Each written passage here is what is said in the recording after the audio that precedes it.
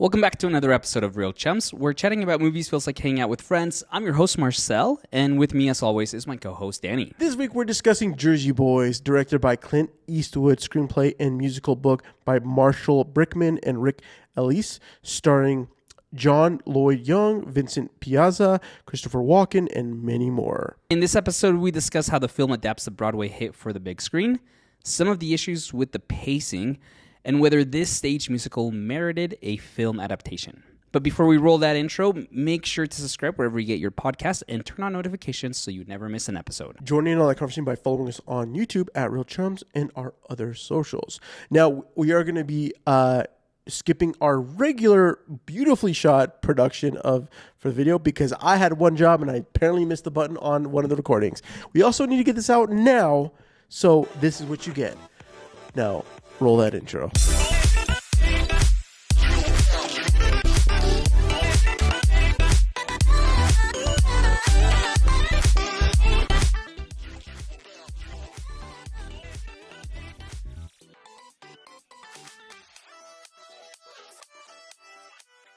All right, so I hear you have the question of the day. I do have a question for you.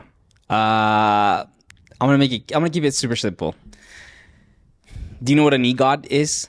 Yes. Right? A person winning an Emmy, a Grammy, an Oscar, and a Tony. Yep. Okay. All the awards. Yes. There are 17 people in the history of humanity that have won an EGOT. Okay. John Legend is one. Oh, okay. Well, I was going to say, can you name one? Oh, yeah. John Legend. Someone recently just got an EGOT. Let's see. John Legend. Who? Lin-Manuel? No. Hold on. Oh. They just... Who freaking... not Alicia Keys. No, not Alicia Keys. No. It's... It was someone recent that I was like, oh, I'm proud of them for getting that EGOT. Freak, who's the most recent EGOT winner? I mean, there's probably a lot because they just... There's about 3 that became EGOT winners in 2024. Yeah, there's 3 of them. Yeah. Ready? Yeah. Justin Paul. Okay. Who, someone's probably yelling, I have no idea who Justin Paul is. I have no idea either. I was like, who's that? Good for you, Justin. Proud of you, bro. Good job, Justin. He won an Academy Award for Best Original Song for City of Stars from La La Land. Yeah. Outstanding Original Music and Lyrics, his Emmy for Only Murders in the Building. This is Justin? This is Justin Paul. Then his Grammys came from Dear Evan Hansen and soundtrack for The Greatest Showman. I know who Justin Paul is. These are the guys that wrote the lyrics for, I know who it is. Yeah. And then Tony was for Dear Evan Hansen and Strange Loop. Anyway, so Justin Paul, Benj Pasek, who is Justin Paul's right-hand man, and Elton John. Elton John! That was like, there was like a super famous person just barely got their EGOT. Yeah, he got his, and it was his Emmy. Yeah, he didn't have an Emmy. He didn't have an Emmy, which is wild. He won his first Grammy in 87, and then his Oscar in 95, and then his Tony in 2000. I'm not gonna lie, he's like, that feels so good to nail it, just get it. And he's the person. Oh no, I was gonna say how old he was when he 76. The person to have gained his EGOT was John Gielgud at the age of 87. Wow. Dang. 17 people. Which is awesome. I mean, I think that to me, if I was like in the biz, full biz, okay? That's what you would want to strive for? No. I'd be like, I'm saying that's like the epitome of like just craftsmanship. Because like it's not easy. No. Because like you're in 4 different genres of entertainment. Yeah. And then for each of those, you're having to hit the top of those things. And that's just like, there's like, and I'm not saying like, the other thing is like, you can't really, there's no other place that you can get that. Like you're not, I mean, I guess you have Emmys and Oscars, Sure. But Emmys, I feel not. Look, I'm not saying they're out there willy nilly, but Sometimes. Let's be honest. let's be honest here, Marcel. No, I mean, no, you're absolutely right. Because even looking at like the categories, for example, like Elton John, right? He's won as a singer, composer, pianist, and producer. And a lot of these winners that are either producers, songwriters, right? Is Adele?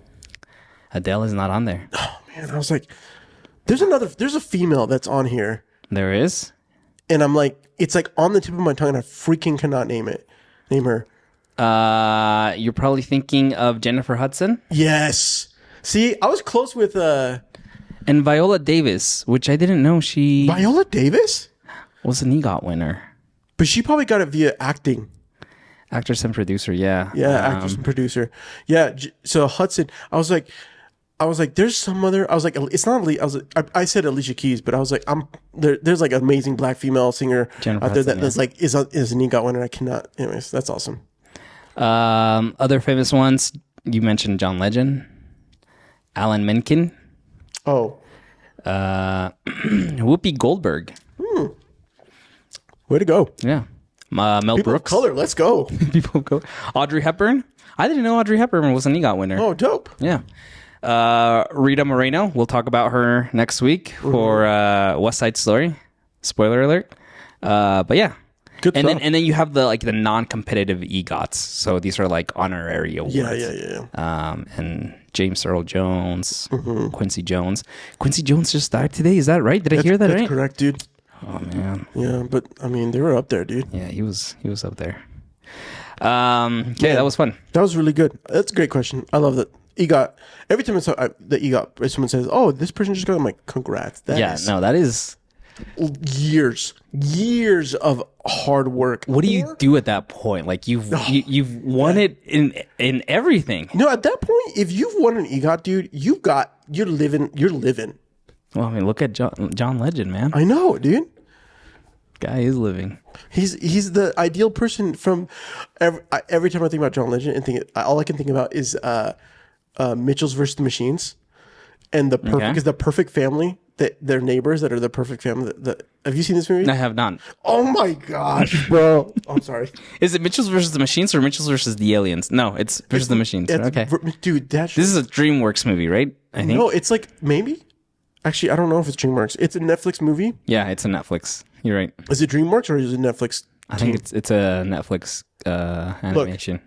You need to watch this movie this weekend with your kids. Produced by Columbia, by Sony Pictures. Yeah. So it is like Spider-Man Across the Spider-Verse. What? Like That good? That like they're trying to change. They're doing something unique with animation. Oh, okay. Okay, they have it's quirky, it's fun. Every single time I watch it, it gets better and better. Highly recommend. Highly recommend as a family movie night, or even just as a movie night, or even just like if you don't know what to put on, throw in that movie. Throw that on. Okay. It's good last. But in it, there's this like end of the world, like robots are taking over the world, and there's like this perfect family, and they're voiced by John Legend and what's his wife's name? What is her name? I just forgot. Oh, I can picture her face. Chrissy Teigen. Freak, bro. Teigen. I'm sorry. They're the voice for that family. Oh, okay. And I just bust up laughing thinking about that. Like they are, because like in real life, you wish you could be Chrissy Teigen and John Legend just living their life, being the coolest people in the world, right? With their cute kids and just being chill and just whatever. They feel super relatable. They do. Even though like I see their stuff, I'm like, I could never like live the life that you live. But you seem pretty down to earth. Yes. You seem pretty chill. You feel like, you know what? I don't necessarily want everything you have, but you make it like actually feel like not everybody up there is terrible people. Yes. Oh, good stuff. We won't say names. Anyways, fun side note. Well, thank you so much for hopping in on this episode of Real Chums. Like we said, we are talking Jersey Boys. This is kicking off our month long of Broadway musicals adapted into films. So we're gonna In preparation for Wicked. yes, thank you. Yes. Which I'm just more and more pumped. You're pumped for it. I heard that they recorded. This is some bit of news that I found out that they did live recording instead of like recording and then play. Yeah. They just did it like it was like a Broadway, like an actual. They just Good. and I just think, of course they did this, and I'm just like, oh. So which brings me to the question of, what is your relationship with this movie, and this play? Yeah. I've never seen the play. I've never seen the production. It came out in 2005 ish. Yeah. And so I've never seen. I know I know there's like productions that have gone. That they've toured. I think there might be one in Vegas right now. I believe. I want to say there's one in Vegas. I don't know. I think it's tour. I think it travels, or at least it goes. Anyways, I don't know. But yeah. But I mean, I've always loved the Four Seasons. Yeah. And then when the movie came out, I remember being like, Clint Eastwood, why? Okay, whatever. And so I think this is one of those movies. I'm pretty sure it's one of those. I didn't get to see it in theaters. My first time watching it was on a plane. We should keep a counter of all the movies I've seen on an airplane. I really need to go back and do an audit. I like. There's a listener out there that's keeping track of this. We should have a poster of top movies watched on a plane, and then people just start scratching it up. I don't even think they're top movies. I just like, sometimes I'm just like, I'll watch this. I didn't get to see this in theaters. I know. I've got 3 hours to kill right now. So funny. But yeah, I'm pretty sure I saw this on a flight, and I've seen it since maybe 2 or 3 times. Mm-hmm. I think I just love the music from the Four Seasons. Oh, yes. It's great stuff. This is my first time watching it in maybe like, I don't know, 4 years. Mm-hmm. It just hit its 10-year anniversary. Nice. I'm glad we're reviewing. And I have a lot of thoughts, but it's mainly been, I've seen it maybe 3-4 times in the last 10 years. Nice. Any gripes? Initial gripes? How about I tell you like 3 things that I like? Sure. Yeah. A handful of things that obviously the music. I think the sound mix is really good here. I love like the not adaptations. What's the word I'm looking for? The renditions from the originals to how they perform them here in the movie are phenomenal. Jake Lloyd, who plays Frankie. Yeah, incredible. Played him on stage, and then I don't feel like it's very musical. Looking back now, I'm just like, I was kind of bored a couple times. Yeah, and I also feel like this movie. And again, I've never seen the Broadway. You have, right? I did. Okay, but I'll pick your brain a little bit on that. But like, it doesn't feel musical. It feels more like a musical biopic. Ooh, perfect. Yeah. Okay, I'm gonna give you my thing. So this is the first time watching it. Yeah. I did watch the play. It was my time in Memphis. So when I worked in Memphis at the news station, every time a play they would always have like a whole bunch of tickets for like for press and for other things, and so they would like give them out. I saw a couple of plays there. Saw Phantom of the Opera 2. It was at the Orpheum Theater in Memphis.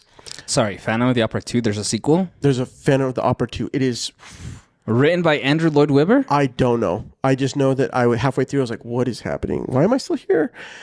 Why are we here? Is this a supernatural happening? It's a lot.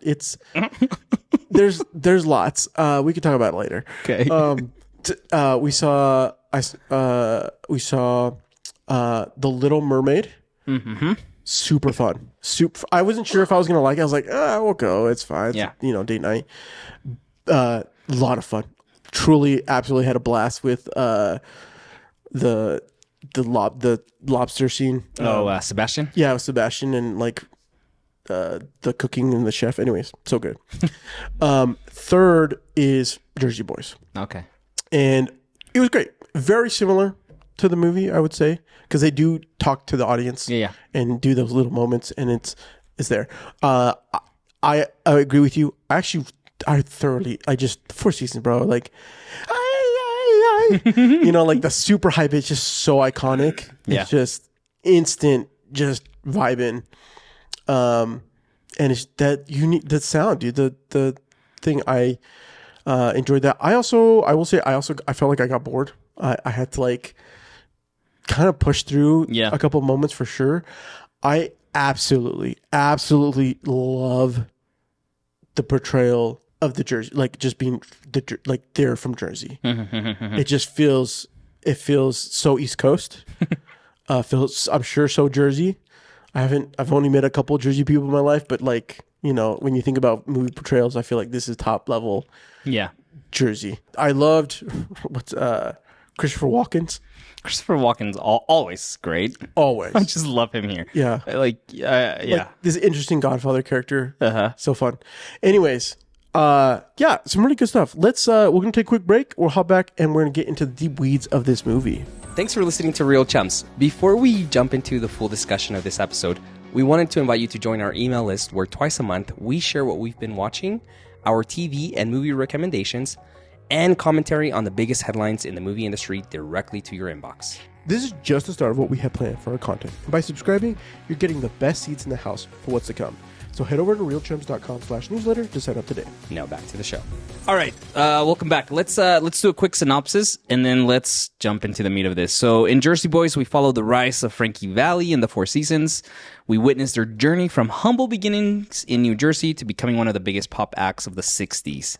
As they climb the ranks, we also see the personal and professional struggles that come with fame, including loyalty, betrayal, and the power of music to bring people together back again. Those are so boring. I like our random synopsises. No, it's okay. I love it. It's great. I want to talk a little bit about. I want to set the stage for this episode and for the rest of the month. We've decided to do Broadway musicals that have been adapted to film. Yes. Instead of just doing musical movies, right? Correct. And the reason being, one, yes, because Wicked's coming out, but two, I think Hollywood sometimes doesn't know what to do with musicals.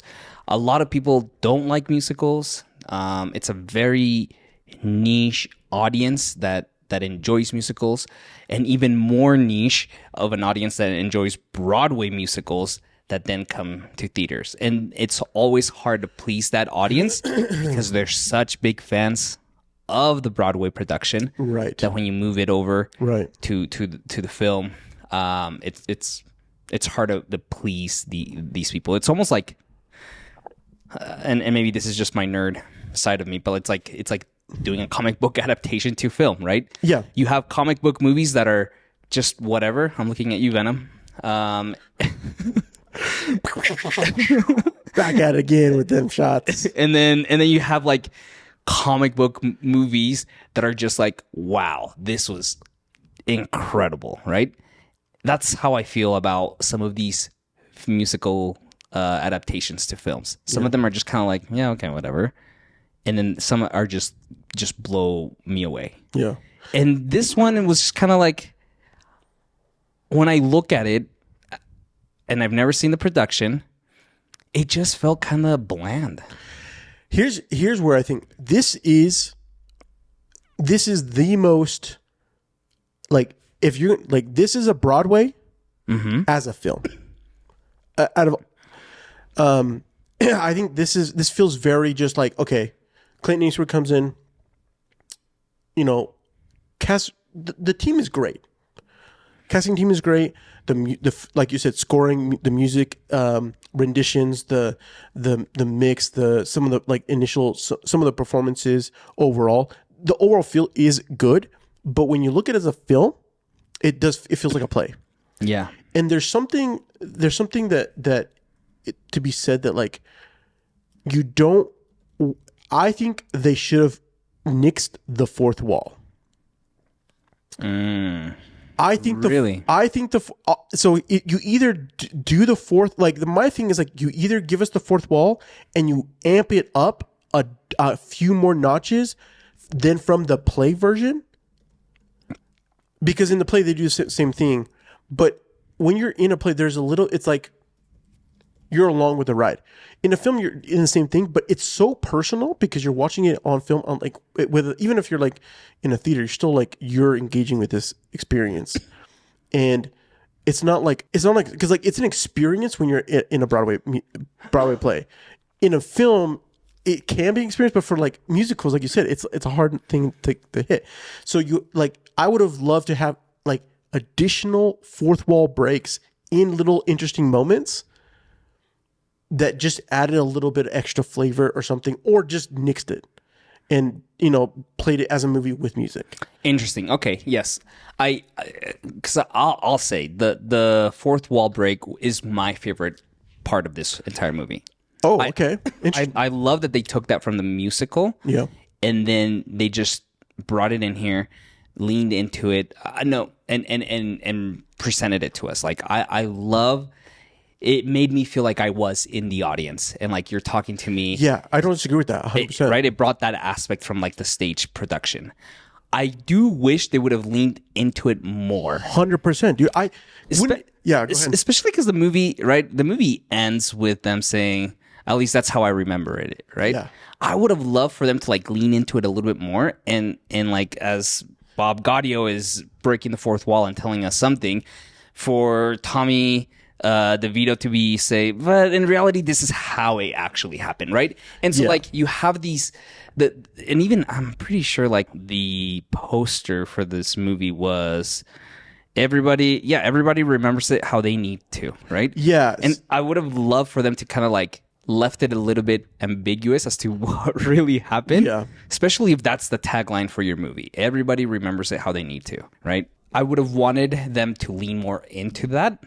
And maybe that's just me saying that because that's probably my favorite aspect of this movie is just the fourth wall breaking, but kind of left things a little bit more vague and more of that aspect. Yeah, look, here's the thing: is like it's so hard because you got this genre of film is so hard because you don't want to twist too much of the Broadway, right? But you want to honor the form of what you can do in film that you can't do, which is you make the whole experience even more immersive because you get to capture actual locations. You get to capture the magic, right? Yeah. It's magic, right? You're it's not that like the sets and everything because that's still magic too, but that's the production. That's like the power of going to a play and seeing what they do. The production of the play and like how they bring it together and how they make it pop. In film, you can show like a location and you can be in the studio, but like you said, I truly do think that they should have doubled down on the fourth wall. Like even if it was like having not just Tommy, right? Tommy DeVito. Yeah, Tom. Yeah. He's the main thug. Yeah, he's the one that screws him over with the money. Yeah. So. Because Tommy does a lot of the fourth wall talking. Especially that first act. I would have loved to have had just a couple additional anecdotes of like, okay, Tommy, sure. That's, again, like you said, like, yeah, that's because you're talking, and just having a little bit moment of leveraging when they go back to the scene, like giving us a separate perspective from a different, like the same scene, but after that little comment, we're shooting in a scene in using cinematography and blocking to give us they do it a little bit in some of the music situations where we get, especially in that middle in the middle act as they start to have some of the tensions, showcasing a little more of people's body expressions. I think of is it who's the other guitar player? What's Nick? Nick. Massey. Nick I actually really enjoyed Nick. Michael Lomenda. He was. I felt he had so many good moments, especially towards the end. I wish we had a little bit more at the beginning again. But anyways, But again, I just think like you could, use some cinematography, use some editing to help give us some of those things. Because the problem is like they could do a lot with this film of like that's not how I remember it. Yeah, and I think like a good question that I want us to keep top of mind as well is why adapt a musical production to film? I think every studio needs to ask this question. And I don't want the answer to be, because there's money to be made here. No. Why will a studio buy the rights to a production and then say, let's make a film version of this? Yeah. And I think as filmmakers, as directors and the screenwriters, as they approach this, why are you doing it? What merits the need to make a beloved production into film? And I think for me, had I approached this movie, because I love the fourth wall breaking, I would have said, let's lean into that. This is why, because we can do more fourth wall breaking here very uniquely. For example, let's go back to like when Frankie and Bob are doing their Jersey handshake, right? And they're talking about how they're going to split the money, and whatever Frankie sings outside of the group, Bob is going to make money, and whatever Bob writes for them or other people, Frankie's going to get some money, right? And it would have been great for them to have that, and then for Frankie to talk about like, enjoy, see, here's how we make this deal, right? There's my failed attempt there. Top notch. No one at me. But like, it would have been great for him to like talk about this. And then you have this beautiful, like, you could have this beautiful blocking of the camera swing. The way the movie did it was it just zoomed out. Yeah. And it showed Tommy like, listening in. It right? actually feels composited. I feel like they shot Tommy like on a wall, and then they composited it as if he's like next to whatever this situation. And it could have been that way, or maybe they did it like on camera, but that's the way I felt like that's how they ended up doing it. And I agree. I think that how great would it have been after some commentary of fourth wall breaking of Frankie and Bob talking about this harmless contract that they're making amongst themselves, for it to like swing over to Tommy, who's listening in, and say like, no, this really irritated me, or this whatever, right? Yeah. So that's how they're gonna, so that's how they're gonna play. Like I think for me as a filmmaker, that's how I would have approached this. Why are we making this movie, and that merits a need for it to be in film? And it's because I can do this kind of camera work and an additional character development through fourth wall breaking in this way. I think Clint and team's approach this was, and correct me if I'm wrong, but my understanding is that a lot of like the first act of Frankie being a kid, the whole car chase, the robbing of the diamond store, a lot of that was not in the production. Yeah. And I think this was his way of saying like, we can do character development by spending a big chunk of these early years, right? I will say, which is where I felt like the movie was slow for me. Oh, interesting. Because here's what I want out of a Broadway production. I want to be able to sit down, and I just want to drop me in. I want to see people dancing. I want to hear songs, and again, my understanding is that in the production, in the Broadway production, you get to the songs a lot sooner than you do. Yes, 100%. In the movie, right?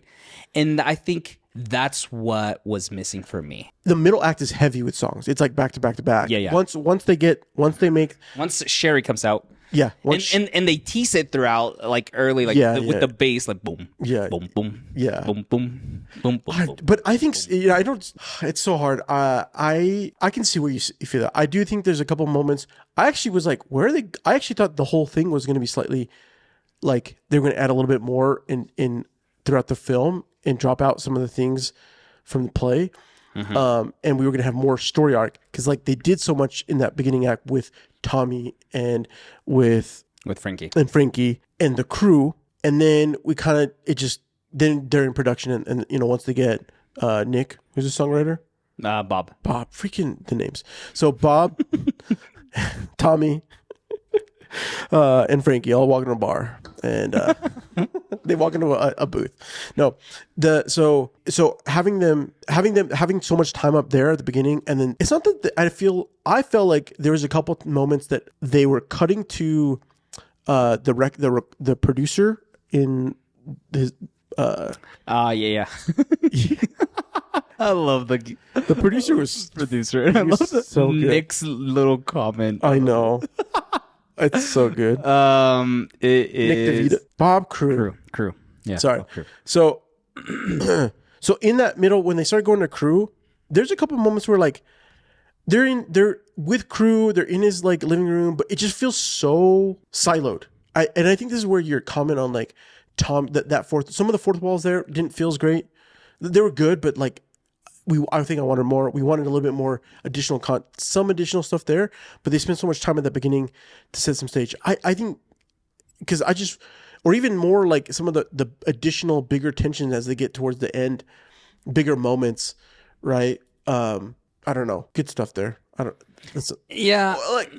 Here's where I think because they do that's not how I remember it. Mm-hmm. They start doing that towards the end as more things get into play because they tease. Tommy's in the car with Bob. With Bob, and Bob's asking him, "Hey, what's with this money? Blah blah blah. What's going on?" He's like, "Don't worry about it." Blah blah blah. And then he's like, "That's not how. That's not where the money problem started. After the bookie comes to try to collect the $160,000 or whatever at the Ed Sullivan show. At the Sullivan show, right?" And then they do a flashback. That's the stuff that like I wish they'd like done a little bit earlier. Like they shortened. They could have still added some of the initial elements, but maybe like they go into it, they have a little moment, then they start going into the Four Seasons. They're in the middle of the recording situations, and then they maybe have the deal, and they're like, "See, but I had an issue with this because it's not how I remember it." Then they come back to how Tommy and Frankie give a little bit more, and how Frankie introduces some, to Frankie's wife, and like some of that stuff that could have been just added a little bit additional to that feel that they added towards the end. I agree. I think that's the other like area of issue that I have with is that little jump back. Now, my understanding is that in the stage musical, that's when the intermission happens. Yeah.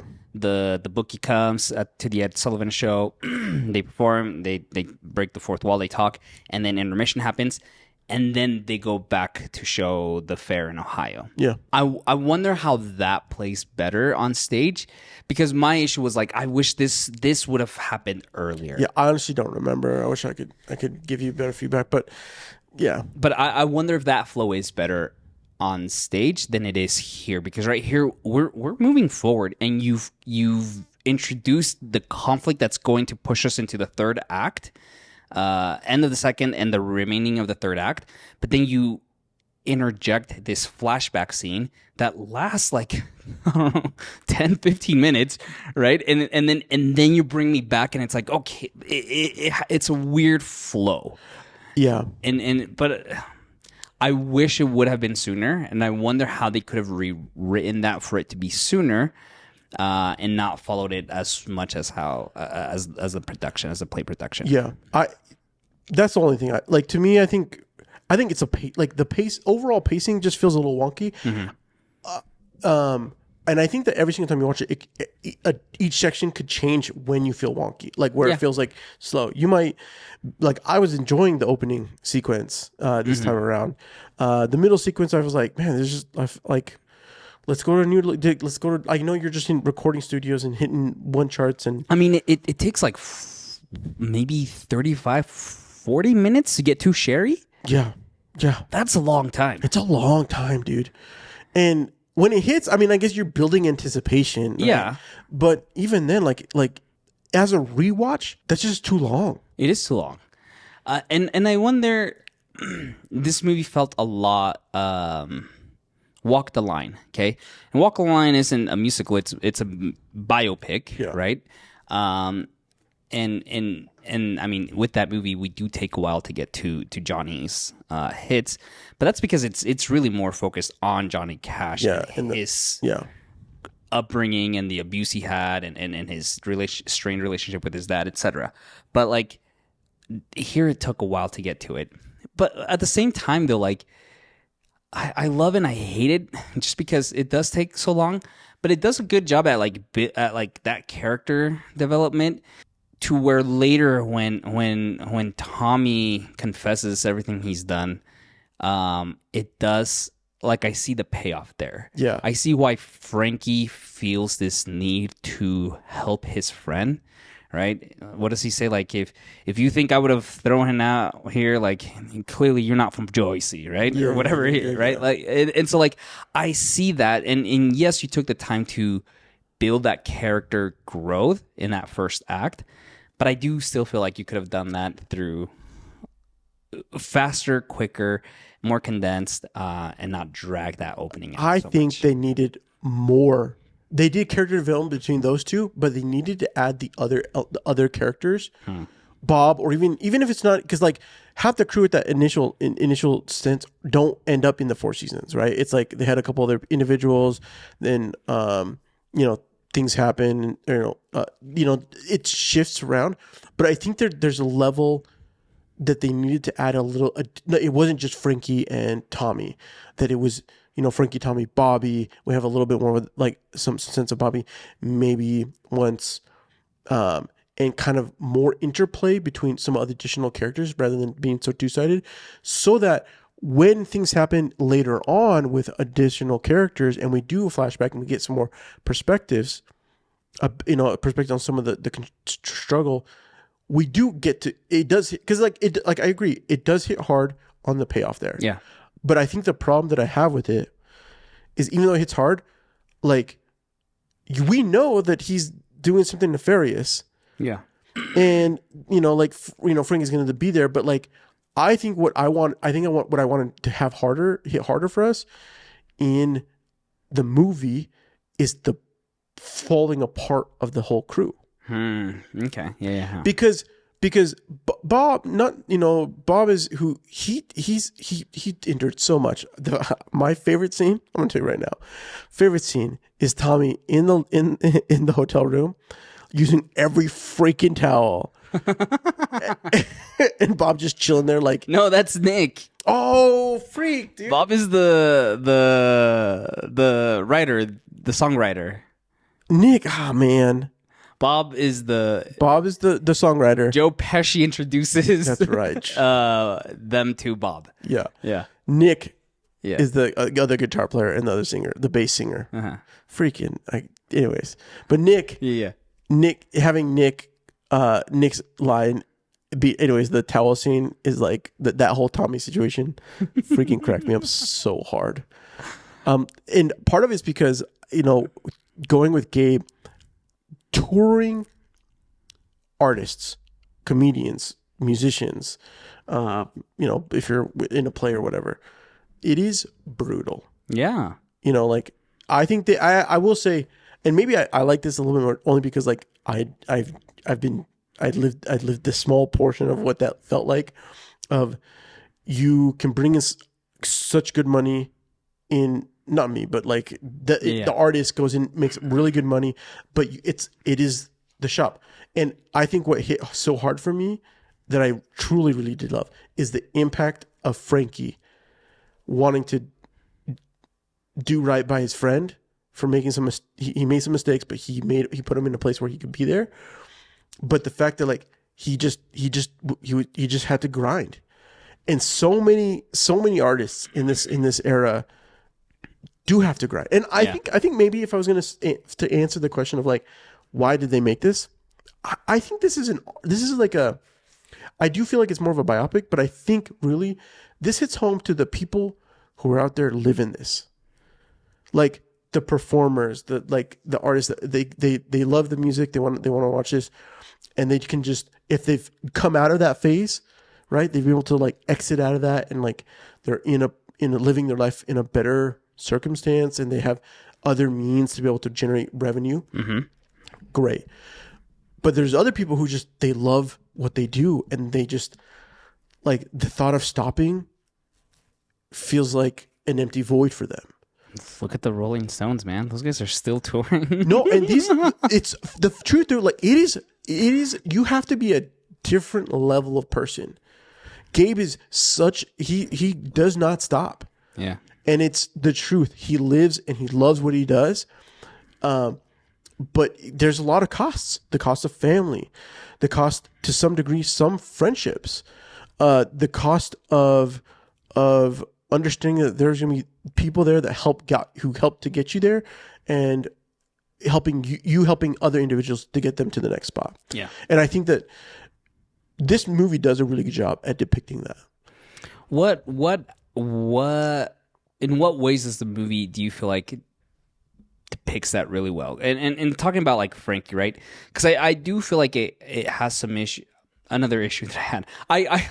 I love this movie. I really do have a good time with it. I think But this is the part. Yeah, We're trying to discuss, like, what is it about this movie that, although we enjoy, like, these are the things that, like, go unsaid because we enjoy it. Yeah. And, like, but we don't ever going to talk about this, so we're talking about it now. That's what this whole podcast is about, bro. I just want people listening to know, like, I have a great time with this movie. Yeah, if you haven't watched it, every time we watch a movie, you should watch it. Yeah. Because we want to know your thoughts. But like I do feel like the whole depiction of him and his family wasn't really fleshed out.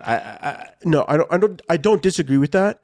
And especially when they try to when they present his daughter's death and whatnot, like, yeah, it hits, but I was like, but this just kind of came in a bit too late. I also felt lost. Like, I know that Maria, that's his wife, right?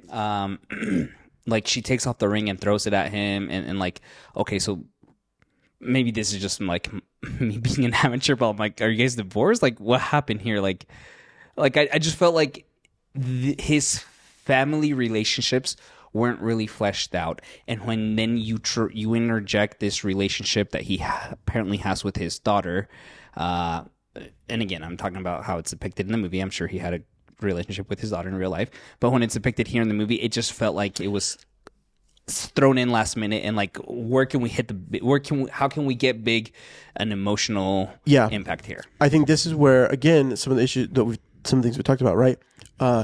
It's because when they're with crew, mm-hmm. and they're doing the production, and they start doing additional tours, and they start growing, and they start getting hitting these big bangers. They have one scene when there's a party and Nick shows up. Bob shows up. And he's like, well, if it's one thing you can know, Tommy knows how to throw a party. Yeah. And then Tommy gets him laid. Right? And there's a moment when he calls Tommy calls Frankie. Mm-hmm. And I just think that, like, they depicted the travel and some of these other stuff, and they didn't showcase the Frankie going back home as much as they could have. Yeah. Right? Because here's the thing is, like when you travel, you're literally, it's like, it's go, go, go. It's not like they're hanging out and doing stuff. I mean, maybe to some degree in this era, like, you have to travel you're literally traveling. Mm-hmm. You have next day, you're booking it to the next spot. You're switching, situation. You do it, people have roadies. It's a whole thing. But at the end of the day, like, when they're done, when they head back, it's like 4 days of them just chilling, being there, resetting before they go back out for the big shows, right? And they focus too much on the Frankie, Tommy, Bob, sort of, like, and crew, them trying to, like, what's next, and the producing of the recording, that side, which, granted, it's like slightly enough, and obviously the travel, people can kind of extrapolate the fact that, it's drawing attention on the family. But I think again, this is one of those things where, like, if we're going to have the payoff be strictly between Tommy and Frankie, give us more of Frankie and his family versus Tommy and the crew, and how the juxtaposition between those two. Yes. Yeah.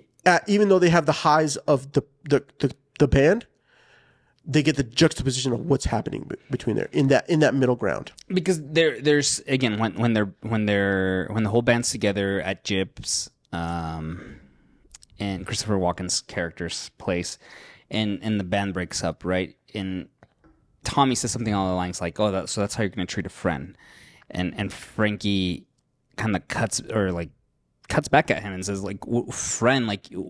When have you written me like a birthday, or when did you wish me a Merry Christmas or anything like that, right? Like, no, you only think about yourself. And it would have been great for them to have shown maybe that, like that yearning or that strained friendship between Frankie and Tommy, right? When he delivers that, it's like, yeah, okay, I believe you because you're telling me. You didn't show it to me that he never did that. Yeah, and it's just not strong enough. It's not strong enough, right? And I mean, you can argue, did they really show it? And I don't think they did, but it's enough there that when that line hits, you can kind of, you do like, of course, but yeah, but I do agree. I think that but the depiction on the end, what I know, because I've been working with an individual who does tour, right? That it's a machine, and if you you can stop, but you have to set up other things. But people who do it because they love it. Yeah, of course, right? And it's something that it's a unique experience and unique level of high that only those individuals can accomplish, or not accomplish, but can understand. Yeah. You're as an audience member, you're there for example, but on the other side, there's just something so powerful in those moments. And I think, but the strain that does with families of you're gone on the days that people are off, and you're always on tour for holidays. And so and I think there's a line of, how are you going to keep doing this? He's like, well, I'm just going to keep trucking along. Right. Yeah. I think when Frankie has a relationship with the reporter, and him trying to live a life better and wanting something more real, it's that I actually like that moment too, between the two. But I think part of it's because we got a little bit more time with that relationship building, but also that we see that it was a little bit closer to the payoff. Yeah. Whereas we get the initial family at the beginning with him falling in love and they, going there, and then we don't hear anything, and then all of a sudden they're divorcing. She's throwing the ring at him. Mm-hmm. It's I think you mentioned this. I mean, it's a unique, it's an oddly paced movie. I want to talk a little bit about Clint Eastwood.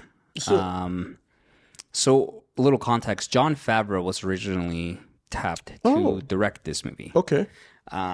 And he's had I mean somewhat of experience doing music videos, and he loves obviously stage and Broadway productions, but contracts fell through, and so he dropped out. And then Clint Eastwood was brought in last minute, and I think it's one of those you do this for us, we'll do one for you type of a contract. Why Clint Eastwood? What? Or maybe what does Clint Eastwood bring to the table? Yeah, for this. I mean, this is 2014, so obviously this is post $1 Million Baby, Gran Torino. Yeah. When you think Clint Eastwood, I don't think musicals. And maybe it could be just the fact that this is, I mean, for the Four Seasons was probably big. They were big as he was a young man growing up, right? So maybe he just loves the music. But why him for a musical? And I think there's a level that, I mean, he's a seasoned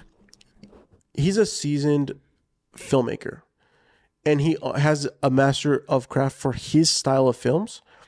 And if you bring someone into this location, one, it could be, oh, you do this for us, we'll do one for you. Mm-hmm. So there's that. But he's going to come in and it could have easily been that, even though with the gripes that we've talked about, that this movie could have been much worse. Yeah, very true. Yes. Right? And I think at the end of the day, there are some really great shots. When they're developing, Sherry, Mm-hmm. Some of the, or like they're testing I think when they're bringing in Bob and they're testing the whole situation, I love that scene. I think that Clint Eastwood owned it in this is what I want. This is what I want. And giving the direction for that feel. And then I think the musical numbers, period, I think he really, he comes in and he owned it to what he felt like would give justice to production, right? And it's not Clint Eastwood. I don't think it's when I think about it. But what I do think is he gave it what he felt it deserved. And I think overall, it's a enjoyable and adaptation that I easily will enjoy everything when I watch it. Yeah, maybe it's pacing around. So I'm going to throw it on when I'm cooking dinner or I'm folding laundry. And I'm going to, I'll check, I'll let things as, things are playing by. But when music comes on, I'm going to, pay attention, tune in at the moments that I want to tune in and enjoy it through that. Because some cinematography is great. I love the band feel. There's some, some of the quips, some of the little, the liners that come in from the subtle subcontext, subtext of several scenes. It's a good time. You're chuckling, you're smiling. You want to just put on some more soul music. And I think I would say that I could easily see that if they brought in some other individual that may have not been as seasoned as Clint Eastwood, that this movie could have been a bomb. And I mean, I guess to be said, this movie was a bomb. Yeah, it didn't perform, and it made its money. It was 40 million for production. I think it made 40. I don't know, maybe almost 50 in US and Canada production, and then over its lifetime, it made only 63 million. Yeah, gross worldwide 67, and budget of 40. Yeah, so there. It wasn't the hit that they wanted. No, but let's be honest, this movie probably was a little too late. That I also think, and again, this movie came out in June of 2014. This year we did a couple movies that came out 10 years ago in 2014. So it was competing against like big summer ball. This is not a summer movie. No. This movie should have been pushed out to like November. Yeah, easily.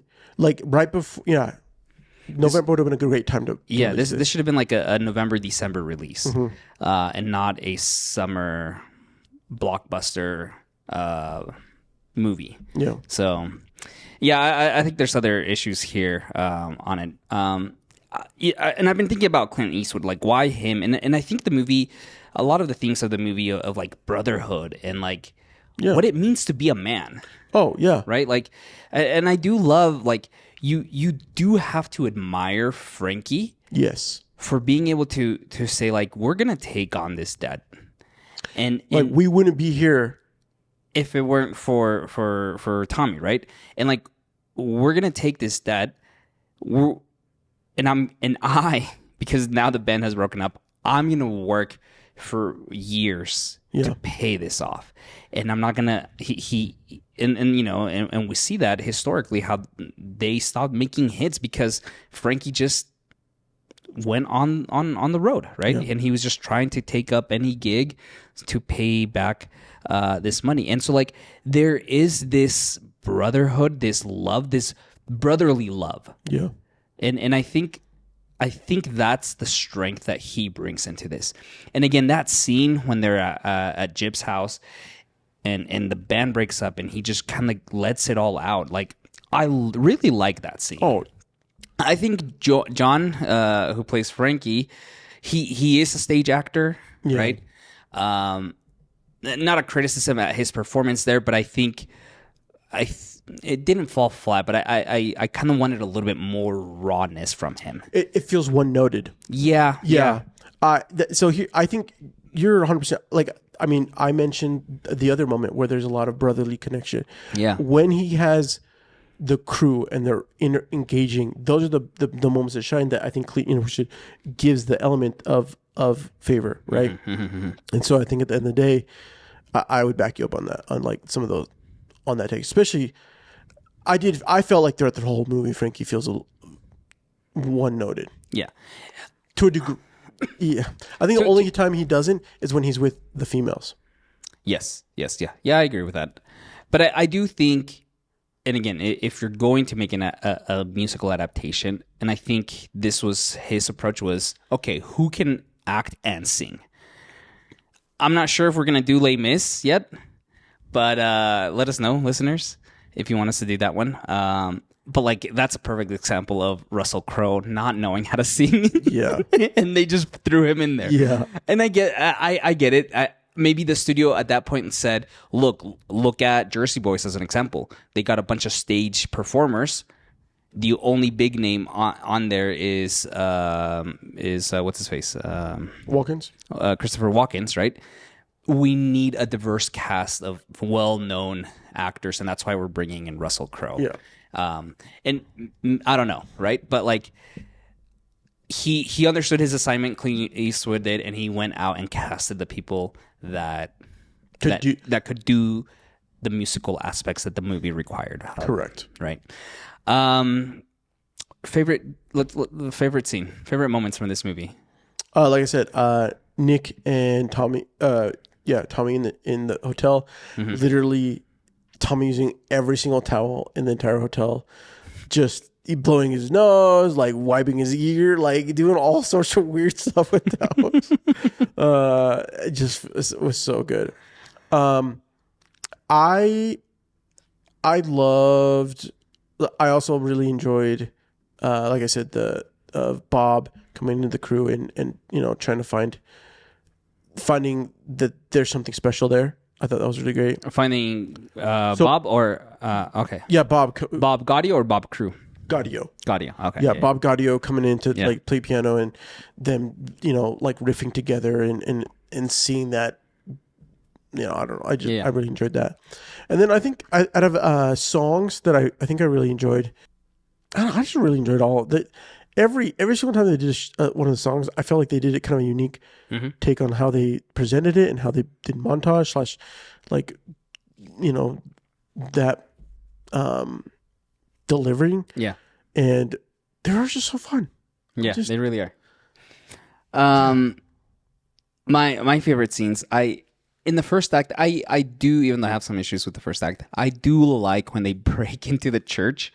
And they have they're on a date and Frankie is just tagging along and they break into the church and they have that little trio. That is a great scene. I don't know. I think that's what I was waiting for in this first act. I'm like, when are we getting to something and them breaking in and doing that? And then Frankie, go home. Frankie, go home. I love how all the cops just tell him to go home, right? Like, he's just this kid that tags along. Yeah. They don't take him seriously. So I love that scene. I think my favorite scene is just like that final "You're just too good to be true." Yeah. He finally gets his brass instruments. That is wins. And like the curtain opens up and it's like dun, dun, dun, dun, dun, right? I love that. I also love that song. It's a wonderful. Oh, absolutely. Bro. I've karaoke to it many times. Yeah.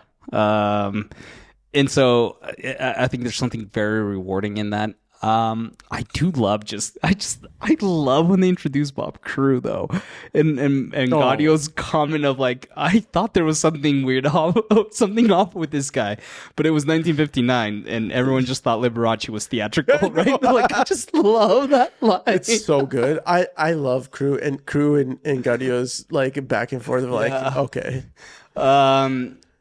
But I think my favorite outside of the you're just too good to be true is at the very end, right? When the movie's over and then the whole cast comes out and you have a musical set piece to Oh What a Night. Yeah. That's what I want in my musicals. Like, this movie does not have like a musical set piece, right? Where everyone breaks out into dancing. Yeah. There's no choreography. And that at the very end, as the credits are rolling and everyone's coming out, like, that's what I wanted. Yeah. That's what I want out of my musicals. And when it comes at the end, I'm like, yeah, this is what I wanted. It's too bad that it's at the end and it's just one. I think ultimately this is not, we cannot classify this as a Broadway musical adaptation. You have to look at this as a biopic that is based off the Broadway. But it is a Broadway musical. I know, but you can't, like, the thing is, like, it doesn't have nearly as much dancing and like. But does the production, does the actual stage musical, from what you remember, does it have dancing and stuff? Oh man, I mean, I guess I don't know. I can't remember well enough to give you the yes or no. They might have a little bit. It could, like, the middle. They might have for sure some of the bigger ones. Yeah, I think they might, but I also can't remember. My understanding from what I've read online is that night when Tommy DeVito gets Bob Gaudio laid, the song "Oh What a Night" is based on that experience. Yeah, and in the production, the stage musical, after he comes out of the room, he breaks the fourth wall, and he says, "And then here's how this song came about." And they go into some and they go into some kind of like I wanted that. I think like, I can't remember. Whereas in the movie, that song came at the very end as they're just saying as the credits are rolling, right? Yeah. I kind of would have loved to have seen that when that happened. Yeah. Anyway, final thoughts. I do like this movie. I love the Four Seasons. I think the music is incredible. There's some wonderful pieces here. Moving forward, I think, and we'll keep this top of mind, is why the adaptation of a movie, why the adaptation of a stage musical to film, and what elements are you bringing it that merit and justify an adaptation, right? Do you feel like this film was justified in it? No. Yeah. No. You did nothing to make this merit more magical. Exactly. Yeah. Yeah. And is it a great time? Yes. Are you going to enjoy the brotherly Jersey bond that is portrayed? Yeah. Yeah. Will you absolutely enjoy and have a great time with the Four Seasons? Of course. But I think ultimately, does it add more magic? Nah. Go watch the play. And I think this is what's going to be top of mind for me as we discuss all month long. Next week's movie, I'll tease a little bit. Like, no, just 100%. West Side Story, so freaking good, so good. Okay, and we'll talk into it. But I'll be curious to see how Wicked does this. Oh, I think they're gonna hit it out of the park. Look at you. You're like your fanboy. No, for your sake, Danny, I hope you're not disappointed with Wicked because you've been looking forward to this movie. I do. I trust John M. Chu. No, I know you did. Yeah, I'm just saying, like, I don't, as your friend. I don't want you coming in the next day and being like, dude, I just have a black raincoat over my head.